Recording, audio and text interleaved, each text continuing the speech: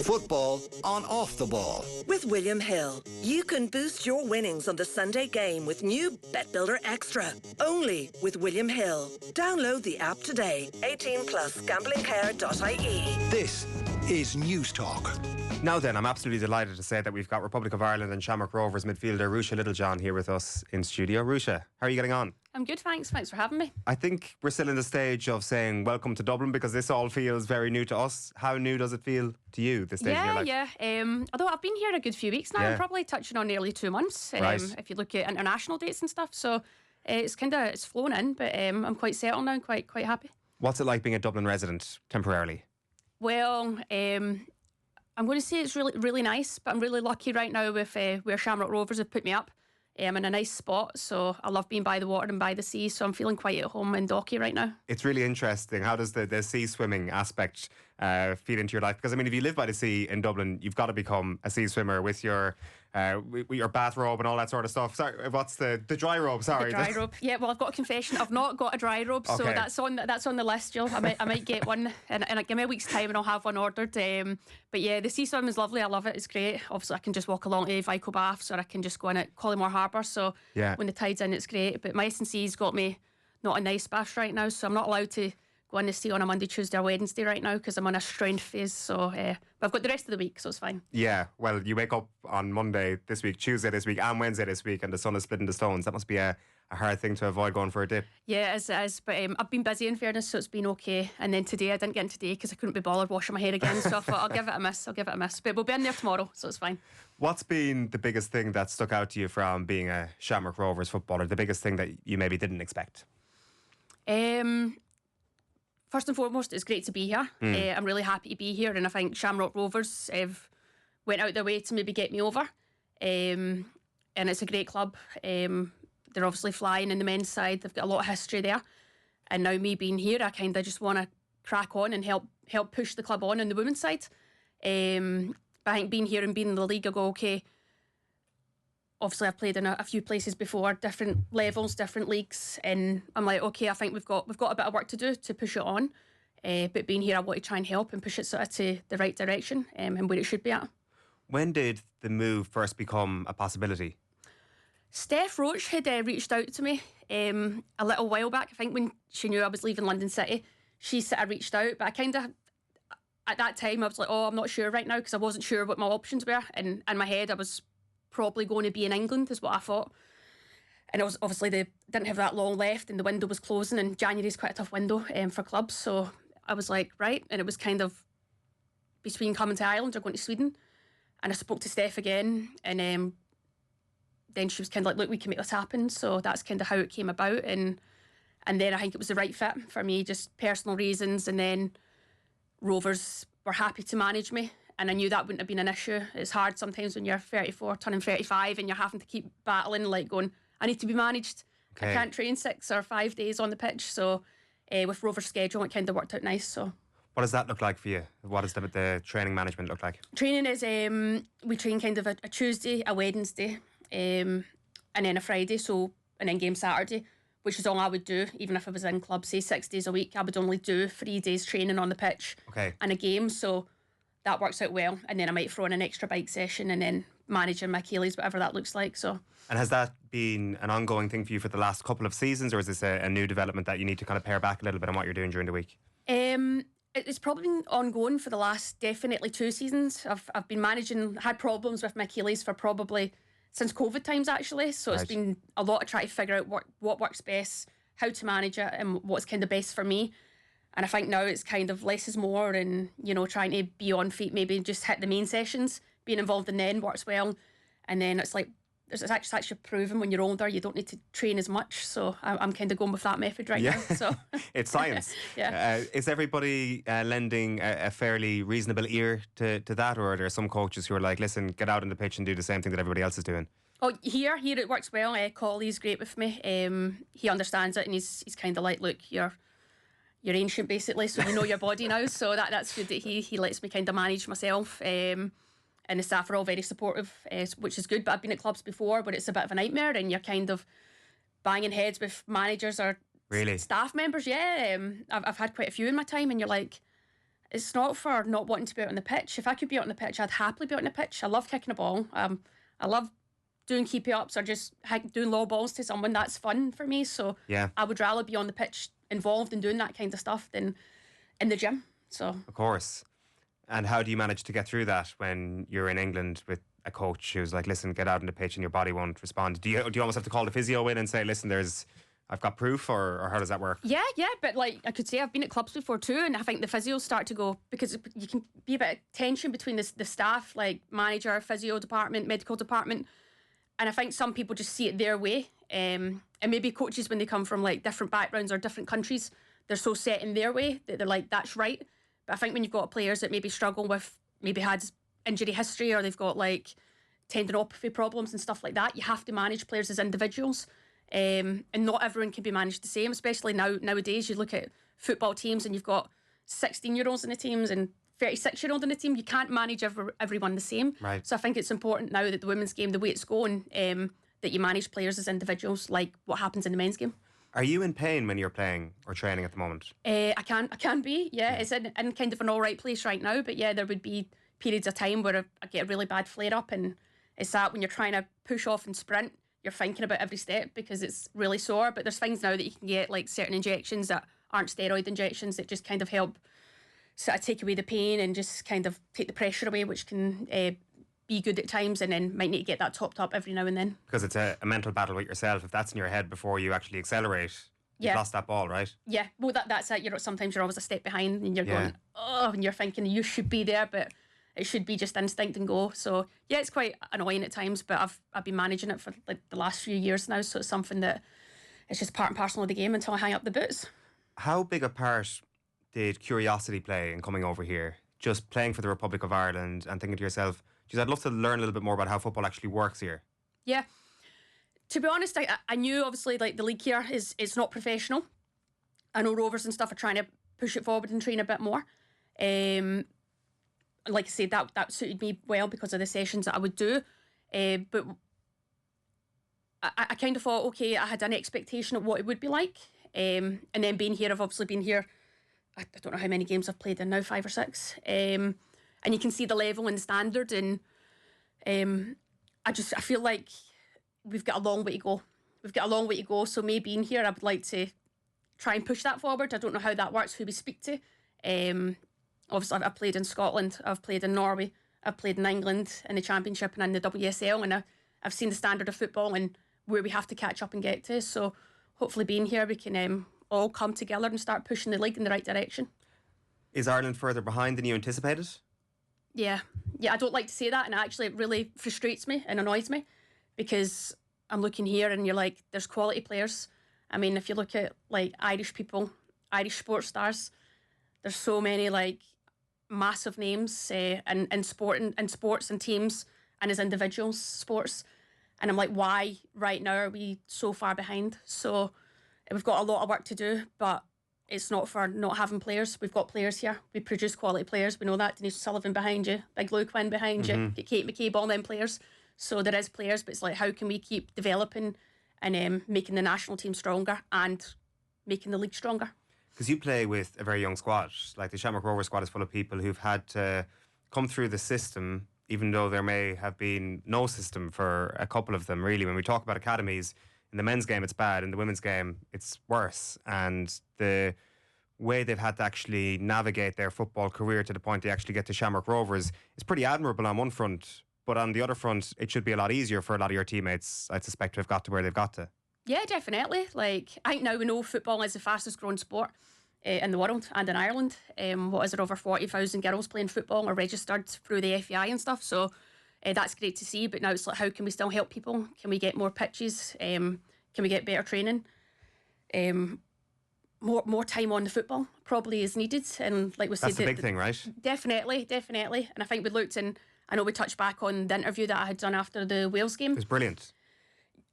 But I'm like, it's probably not our team we're talking about, because we've passed it, we're there and we're trying to get better and qualify. It's the young ones coming through that are going to get better. And you look at other countries around the world, like similar populations, and they're consistently qualifying for major tournaments. So it's like, how can we get there? I look at myself, like obviously born in Glasgow, and I played for Glasgow City for a period of time, and they were one of the teams that probably went, right, we want to make a change. And they started then, I think they started with the manager, making him, like, he was paid manager, that was his role, that was his job. And then slowly it was like, right, how can we get players professional? And then it turns from evening training to daytime training. And now you look in Scotland and you've got Celtic, Rangers, obviously affiliated to big clubs, as is Hearts and Hibs. And you're going, all the teams are pretty much professional now. So it's like, how can we slowly introduce that over here and give girls the chance to develop, get better, play at a better level, better standard, make it their full-time job? Yes, I know the money might not be there and they might not be making thousands of pounds, but it's a start. So it's like, how can we work together and start getting the ball rolling there? When it comes to the brass tacks of it all and trying to get investment into it, your move is something that is a massive moment in that. Was that at all a factor in this at all? Not that you come in here as some sort of like, for some sort of benevolence or anything like that, but definitely that was the way it was spoken about, that this is a huge moment where the visibility of the league will go to a whole new level. When you start banging in goals from halfway, that adds to the visibility another level as well, but just you being here probably is a big factor too. So I kind of look at it and I go, okay, but that's that. But what is one player coming to play in the Irish League doing? So what else are we going to do? Yes. Now? Do you know what I mean? How can we push it forward? Because it's like, all right, there's Ruesha Littlejohn playing in the Irish League, and it's like, so what? That's how I see it. Do you know what I mean? So it's like, how can we now keep growing and pushing the league in the right direction? So what do you think? I think a club's got to take the step. Obviously, we've seen already Rovers trying to push it, but like, what is the next step? How can we make it professional? And like I said, I know the money will come, the money will follow. You look at women's football now, and it's a business. Look at England, and you're like, I started the WSL when it first kicked off at Liverpool, and the change that league's went through. So that used to be, you kind of got paid as you played. So I got a match fee for whatever game I played. Really? Yeah, that's how it started. And obviously I'm not saying that's what we need to do, but I'm like, it's a business now, so how can we get people to see that it's a business and sort of invest in it and push it further? Like, there's just so many talented players, and it's frustrating. You look at players now, and I think there's an argument here when I first came over, and people would go, oh, well, young players are going to England and they're not even going to play.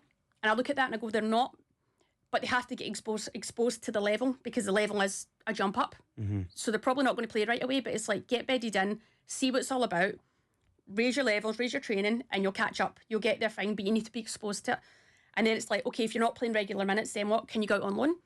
So it'd be good maybe even if the leagues could align, where maybe a player could come back on loan to play some minutes. But right now the calendars don't align either. So it's like little changes like that. Can we make that happen?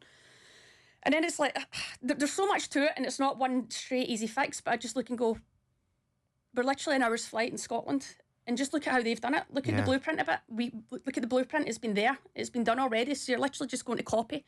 Speak to these people, speak to these clubs, and see what we can do. If not, we're just getting left further and further behind. Yeah, it's mad because, in a way, the success of your team, the Republic of Ireland, almost papers over the cracks a little bit. And it's so interesting that when you gave that interview after the Wales game, in the immediate aftermath of the Wales game on the pitch, that was front and centre in your mind. It was just, I think that's why that interview hit home with a lot of people. It was the timing of it, and it was the presence of mind to talk about it, that you had the awareness that perhaps the success of the national team needs to be something that we can't always study as an indicator of success. It's about what's actually happening here. Well, if you look at the national team, it's how many players are actually playing in Ireland right now. There might be a few of us right now. And that's, I'm not saying like there is players in the league that can definitely step up, but they might step up and be in as training players right now and get exposed to the level. But I don't think people actually realise the jump. I hear a lot of podcasts and interviews flying about here right now about how many people should be in the women's squad right now. And I'm going, we're not there yet. Like, we're not there yet. But I do agree people have to maybe get in and get a taste of it and go, okay. Because I think it's like when we go and train with the boys, they're faster, they're stronger, they're a step ahead. And obviously men, like genetics and stuff like that, that's natural. But I think when you come in the girls and you've got all these girls playing professional football, naturally they're going to be ahead of you. So you might be taking your touch on the ball, and then you're getting robbed. And it just takes a bit of time to adapt and get up to speed. So I think there's players that can do it, but they have to be exposed to it. But the league as a whole is far behind. It's very far behind. But then you look at it, the players, the managers, the staff, the part-time, some of them are probably voluntary. I don't know. But there's so much work to be done. But we've got to start somewhere. So if we don't start now, we're just falling further and further behind. Is it trending in that direction as well, where there's obviously a gap, but it does feel sometimes when you look at the quality of the WSL in particular that it's only natural that the gap is going to widen, because the WSL is just gathering so much momentum, and while obviously there's been a bit of momentum here at home, it just feels that standing still will mean just a further falling behind, really. Yeah. Like, you look at England and they're probably 10, 12 years ahead. Yeah. I think you could probably look at Scotland in that league. Obviously, you compare national teams and you go, like, international teams, you've got Scotland and you've got Ireland, and we're both probably quite similar. Obviously, Scotland qualified for the World Cup and the Euros, and then they've not done it since. So we went to the World Cup and then didn't go to the Euros. But you look at the pool of players we've got, and I think there is a good group. We see the likes of Fahey, Louise Quinn, Diane Caldwell, Gillian Russell, all hanging up the boots there. And like we've touched on, they're irreplaceable as people and persons, but there's going to be people coming through to take their jerseys. And there's players that can do that are going to step up now and do that. So I think internationally we've got that kind of in place. But now it's like we're standing still as a league. And how can we actually get Irish players now to chap at the door and go, yeah, I'm ready, and have not just a few of them, but have loads of them that are there going, no, I'm ready. Bring me to camp. Yeah. Let me get a taste of this. Do you know what I mean? So right now that's when, like, we're definitely falling far behind. But you look at other countries and they're England, 10 years ahead. You maybe look at Scotland, that league. I don't mean the national team, the league is probably 5 years ahead than where we are right now. And it needs to happen soon, because like on the men's side of things, not to constantly compare, but like it felt like the success of the men's team in the 90s and in the early 2000s, getting to that World Cup in 2002 even, that was kind of a missed opportunity for domestic football in this country, where it never really felt that the excitement that comes from qualifying for major tournaments was capitalised upon. There was the excitement in 23 of your team, so we kind of need to act now while this team still exists. And I'm sure, as you say, the great players who've retired will be replaced by hopefully great players again, but there's no guarantee of that either. What we do have is a very, very good team right now, and that visibility that the national team has, we could be doing more to utilise that, surely. Yeah, definitely. Why not? I think that's the thing. We were frustrated, and I think as players, actually, going back to the Wales game, I think a lot of us, because there were so many senior players on the pitch, we kind of hold our hands up to and go, yeah, we didn't deliver, we didn't perform, or we didn't problem solve in the moment. And I think that's important. Like, you've got players with X amount of caps between us all, and we probably should have been able to do that. So I'd like to take a bit of the blame for not qualifying. But now pressure's on. We've got Nations League groups that we're trying to, hopefully that'll put us in good stead for the next round and stuff like that. But it's going to be really tough, and we know that. So hopefully people can see that there's so much potential, and you can see the way the women's game's grown. So, you know, let's jump on board and push it. I just look at Ireland. It's such a beautiful and great country, and there's so many massive sports stars, business people. So much money. So much money in so many areas. And I'm like, how can we come together and let's invest and grow the game and push it forward. Can I ask a little bit off topic here? I know you'll probably be doing content around it, you'll be talking a lot about it. How do you think you're going to feel watching the football happen in Switzerland this summer?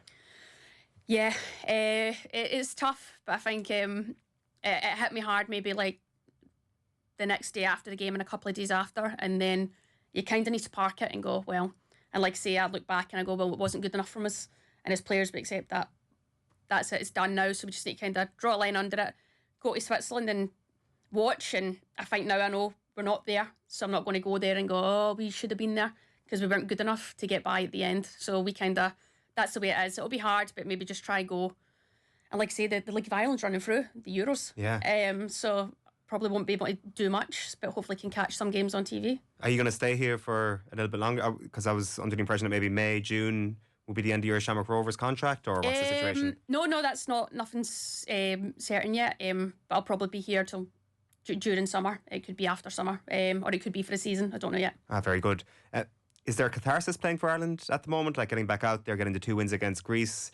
Does it feel like you're putting the ghost to bed a little bit, or not yet? I think it was important to get the 2 wins against Greece. What was it, 4-0 and 2-1? 2-1, was it 2-1? Yeah. So it was good to sort of get points and score a few goals. But we know that there's tough games ahead, a lot of tough games. Slovenia and Turkey are going to be tough. I think the Slovenia game we were maybe on the pitch, we got ahead of ourselves a little bit. And I think it's a weird one because we touched back on us getting better with the ball and stuff like that. But you look at our group of players and we've probably got to tournaments from being hard to beat. So I think it's kind of going back to that, not conceding cheap goals, being hard to beat, and then maybe getting our better players on the ball up the pitch and hopefully they can create. But that's what we're saying. That's something that we're constantly trying to improve and work on. And it's not an overnight fix. It takes time. And then that goes back to the grassroots and the girls coming through, that hopefully they're all going to be technically better than us and better on a ball. And but I think it's important that we don't ever lose the Irish way. Yeah. And that's the fighting Irish, and being hard to beat. Louise Quinn putting her head on anything, like all night players, like just being just so passionate, and you dive in front of anything. And I think it's important that we don't ever lose that, because that's our DNA. But now it's have that and start to build. What else can we do now in possession? We've talked briefly, mentioned them, the players that have exited the stage at this point. Louise Quinn this week announcing her retirement.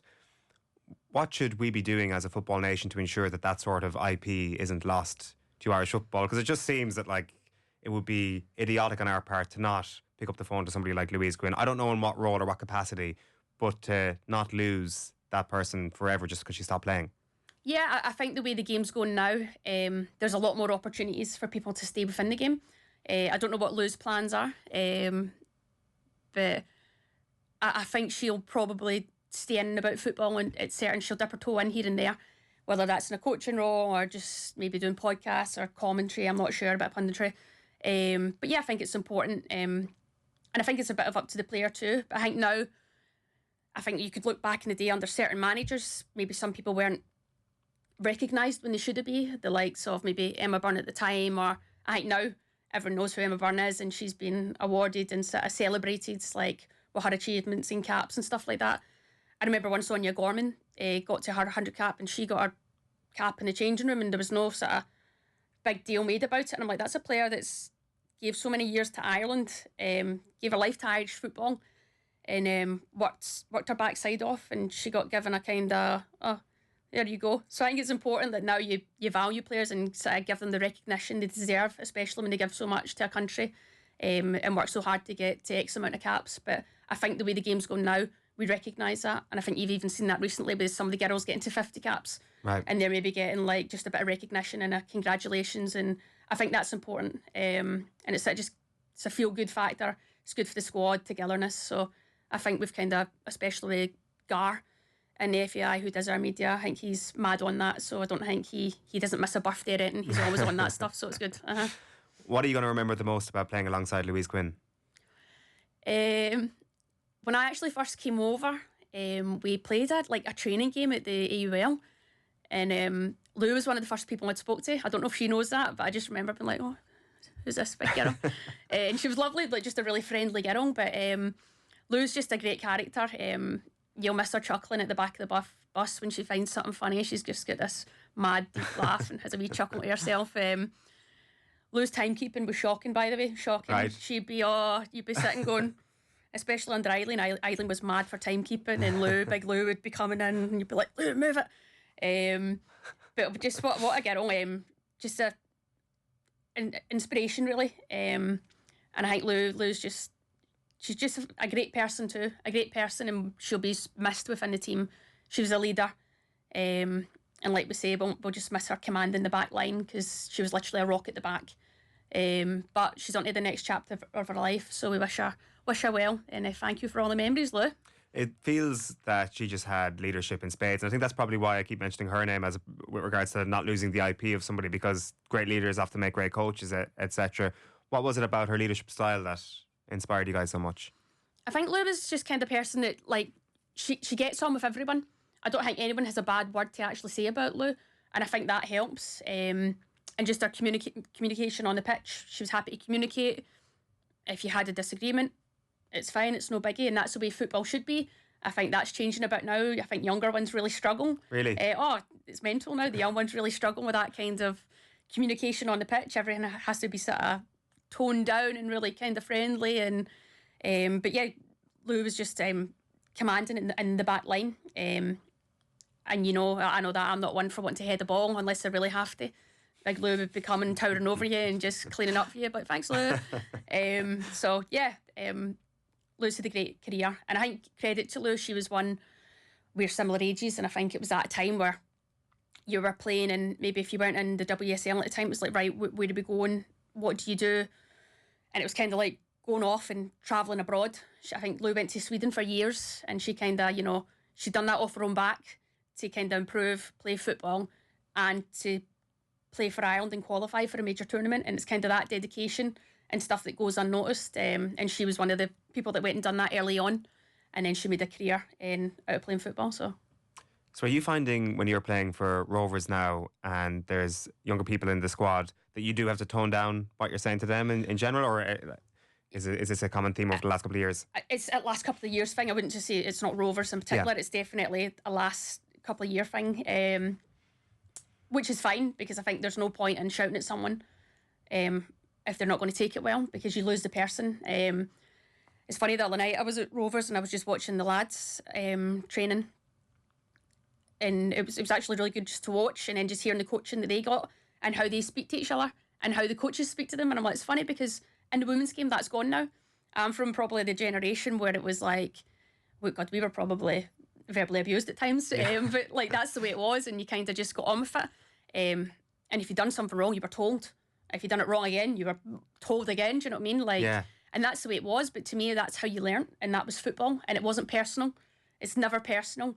It's literally, it's business on the pitch, and then that stays on the pitch. You don't take that off the pitch. But I think nowadays, I think with everything, not just like sport, everything is like a lot softer, and you have to be really careful. And so there's no point in me turning around and bollocking a young player. Sorry, I can't say that word. There's no point in me turning around and screaming at a young player because they probably won't react well to it.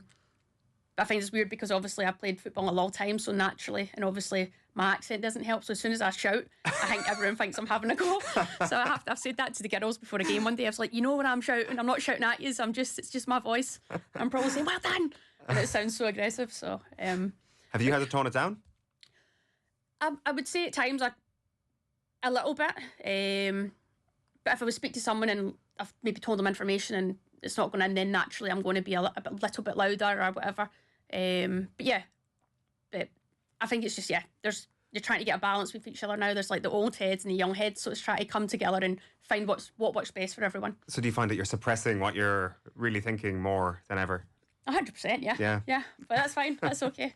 It's not about me. You need some avenue to vent in, though. I hope there's somebody. Yeah. No, it's all right. There's Anya, so I can shout abuse at Anya now and then. It's fine. So it's okay.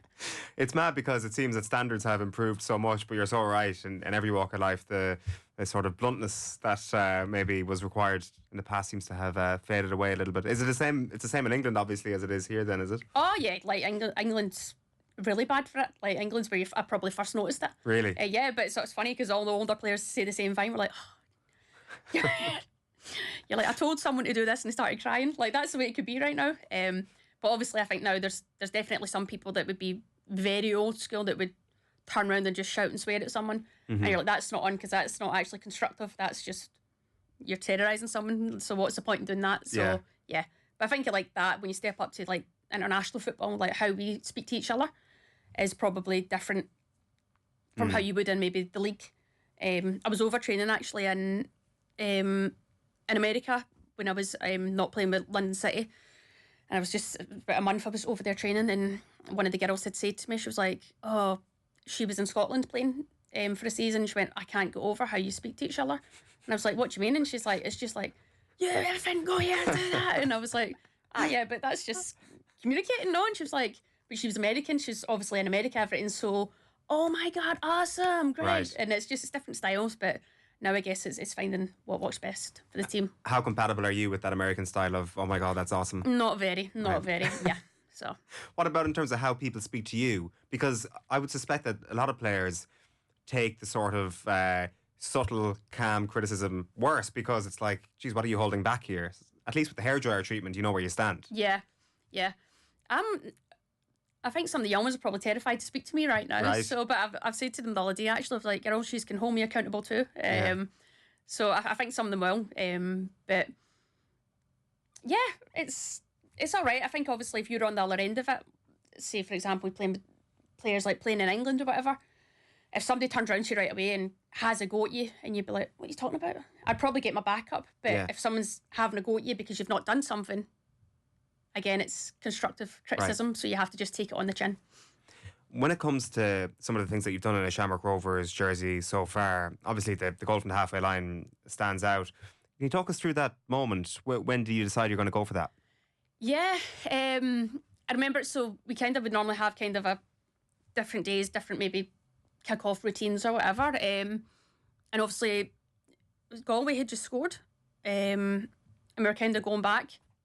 And it was quite windy, and I just looked, I seen the keeper, and she was kind of standing off her line. She hadn't started retreating, and I said to Anya, hold on a second, and she was like, what is it? And I went, just hold on. And I was like, she's not moved back. So it was kind of as we were walking back, I think there's a clip, I see it, and I just start walking towards Anya, talking to her, because I'd probably normally be outside the circle, I think. I just start walking towards her and the ref blows, so I thought, well, we'll give it a bash. And obviously the wind probably helps me a bit. But yeah, it's one of those things, I think some players are maybe encouraged not to try things or do things at times, but I think if you don't give it a go, you don't know what will happen. So if it happens, it happens, and if it doesn't, like, why not give it a go? It's like me for penalty shootouts, and someone that misses a penalty, it's fine if they've went to smash it or the keeper saved it. But if you try the Panenka, the dink, you're a bad guy. And I'm like, but why are you a bad guy? Because if it goes in, it's great. Yeah. But if it doesn't go in, how dare you try that? And I'm like, why? Football's about trying things and being creative. And I think sometimes we're maybe encouraged not to. But you look at like foreign countries that are technically good, they're encouraged to do that stuff all the time. So I'm like, why would we stop it? I get if it's every kick-off and you're trying to shoot from every kick-off, you're going, right, you behave yourself. But if it's a once-off, it's like, be creative. Like, try it out. If you see something, go for it. Yeah, it's really, the view on audacity around the world is really interesting. I think maybe Ireland and Great Britain are quite similar, you know, the cheek of that person to try such a thing. It must be frustrating at times if you've got any bit of a maverick in you as a footballer. Yeah, but I think people that maybe have it, they will try it. I think there will be times, but it was interesting. Who was it? Gary Neville had said something about, was it the Manchester derby that was on, and basically saying like it looked like the players were just playing and they were happy with the draw and they were scared to try things. And I think it is actually very easy when you're playing in big games to get caught up in that, because you're like, right, let's just be safe. Like, nobody wants to do anything wrong. And that is probably drilled into you a bit at times, because you're like, occasion, big game, you don't want to be the bad guy. So it's like you're just so focused on your tactics and your role, tracking runners, screening passes, instead of sometimes maybe just getting on the ball. And they say you play your best football when you're happy and when you're a kid. Not saying you go and play as a kid and just go running, everyone dribbling, but you look at even the likes of Lamine Yamal, and he just gets the ball and lights up. But he's encouraged to do that. Yeah. Obviously, he's very good, and we're talking like he's probably one of the best that there's been in a long time. 17 years old. But you look at his talent and you're going, he's just expressing himself, and he's so comfortable with the football. So it's like...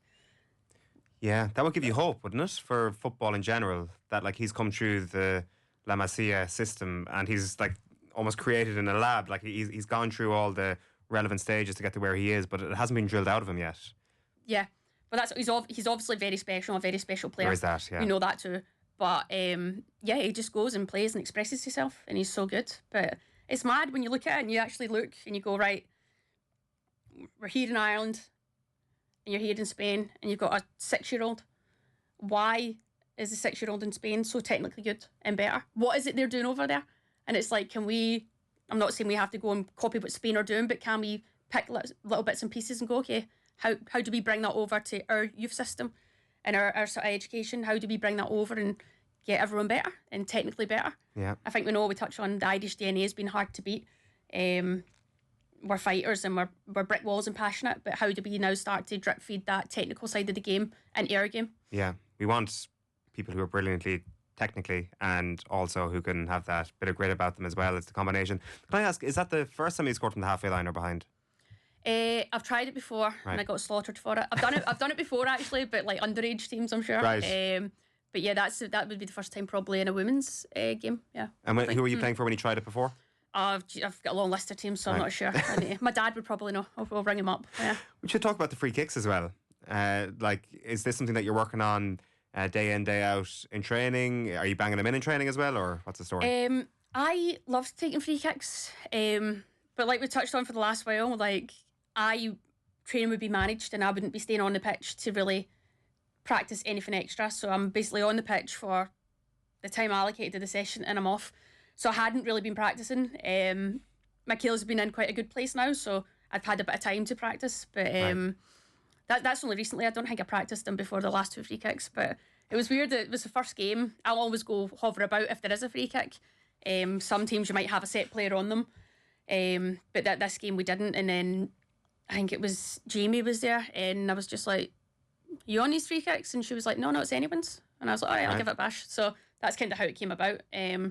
But now the pressure's on to score a few more, hopefully. Happy days, yeah, like for sure. It's so when you were before Rovers and before maybe you're managing your minutes in training, after training, would you be the person staying behind practicing set pieces consistently as well? Because it's obviously coming from a base of somewhere. But that's where, if I could do it, I will. Yeah. But there was a period there where I just couldn't because it was like, I need to get off feet. And the more even it sounds stupid, but just running up and taking free kicks, if your Achilles are bad, it's like, there's no time for it, kind of. Yeah. So I would love to be able to do a bit more of that. But if the Achilles are in good place, we can, yeah. When it comes to the game at the weekend, you were up against the DLR Waves. There was some suggestion that the referee clattered you and you had to go off at half time. Is this true? No, the ref caught me. She caught me, but no, she just caught my eye and it was my contact. That was fine. Right. We're just currently, just the way it's been right now, just kind of managing my Achilles. And right now it was a good week to do it. I think we were, no disrespect to that game, but the game was a bit flat and I think we were in control. So it was okay for me to kind of come off in that moment of time. And I think it's important that we rotate the squad and get people like regular minutes and stuff like that too. For sure. One last thing I wanted to ask you with regards to like the free kicks, the goal from the halfway line, the maverick aspect that we've just been speaking about, it just strikes me that I should ask you, like, where does that come from in your own DNA? Why are you the person who's so big on being a maverick, being, creativity should be something that's encouraged? I think my dad always encouraged that. Right. And like I used to love getting home from school and without fail I would be kicking a ball. Well, it was me just practicing keepy-ups, trying to get a record. And I think there's this argument where people go, you don't do keepy-ups in a game, so it's pointless. And I understand that, but I think when you can do keepy-ups and master the ball and kick it in the air and control it and use different parts of your foot, I think it makes you more comfortable. So I think it is important, as is booting a ball against a wall, because you're working on your touch and stuff like that. So I think both of them are really important. And I think then you just become more confident at trying stuff. Do you know what I mean? Like, you're more relaxed with a football. Mm-hmm. So I think my dad always kind of drilled that into me, and I think it's something that I would like to think that I'm probably one of the more technical players. So why not try it? Why not? And I think if I do stay in the game and get involved in coaching, I think I'll be mad on everything we'll be getting done with the football. Because that's street football, essentially, is the upbringing. Well, yeah. Mm-hmm. How do you take that culture and implement it to, I guess, a more industrial level? Certainly here in Ireland, it's a big issue. Well, I think that's it. It's just more time on a football. Time on a football. And even when I was at London City there and the manager came in, Jocelyn, the first session, he went, everyone get a football. Keep the ball up for 10 minutes and don't let it drop. And there was people like, ah. And I was like, that's brilliant, because I'm just going to play keep-ups here. That's great. Like, that's, for me, that was fun, because that's all I've done growing up. That's a really interesting drill. Well, I think that was his first session, so he just wanted to see what everyone was like. Right. With the ball, and then he might have been like, use this part of your foot, use this. So I think that was just his way of going, right, who can master the football and stuff like that. Anyway, clearly I wasn't any use, because they said I wasn't good enough to play for them, but that's a different story. But that, to me, that's fun, and I think that's important. And you go, that's what other nations are doing, like master the football. It's a game of football at the end of the day, so if you can't master the ball, what's the point in it? Yeah. I guess it's that argument about dominating possession. Does that mean anything? You can maybe play in a low block and score on a counter, yes, fine. But I think it's important to master football. But I think one other thing here is, while the game is growing and we're trying to develop it and push it on, I'm going to sound like Vera Pauw here, but I think it's important for the younger girls and the girls coming through, even my own age, to be still playing with the boys, because it is faster, it is quicker, and it's more competitive. And I think that will get you up to speed. It'll make games more competitive, and the ones coming through, I think you can actually look at a player and go, yeah, they grew up playing with the boys. And I think that is important still. We're in this development stage, that's important to do too. What age did you finish playing with the boys? I would have, when I was still living in Scotland, I would have been probably doing a night at 5-a-side or something at least with the boys. Yeah. But I think what was the age? I can't mind what age it was where you had to stop.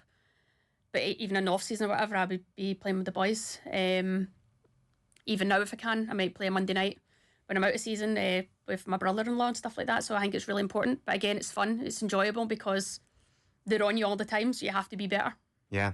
A couple of quick-fire ones before we let you go. Just a few big games coming down the line. London City versus Birmingham this weekend. This is literally a promotion shootout. How do you see this one going? I think it's going to be a tough game. But I said at the start of the season, London City will get promoted. So I'm going to stand by it. The only thing is, it's at St Andrews. So if Birmingham can get in a big crowd and help push the team on, that could be big for them. But I'm going to go with London City. Who's winning the Champions League? I'm going to go with Barcelona. I think unbelievable for Arsenal to get there, and they'll be going. It's 90 minutes plus. It's a final. Anything can happen. But I think when you look at the Spanish right now and how Barcelona play, they're untouchable. And Chelsea obviously secured the league last night. Can you talk us through the greatness of this club? Really, they have been the modern flag bearers of women's football in England. Yeah, I think credit to Emma Hayes. She set out to do that. She was on a mission to do that, and she's done it. And now they're just a dominant force within women's football. But you look at them and they got the backing of the club, and everything they get is they've got the staff, they've got the players, and they're well looked after, and they're out to be the best, and that's exactly what they are right now.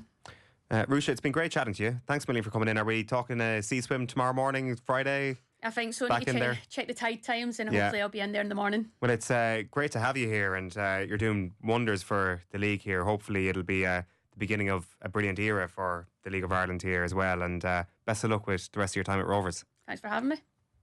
Football on Off the Ball. With William Hill, you can boost your winnings on every game with new Bet Builder Extra. Only with William Hill. Download the app today. 18 plus gamblingcare.ie. This is News Talk.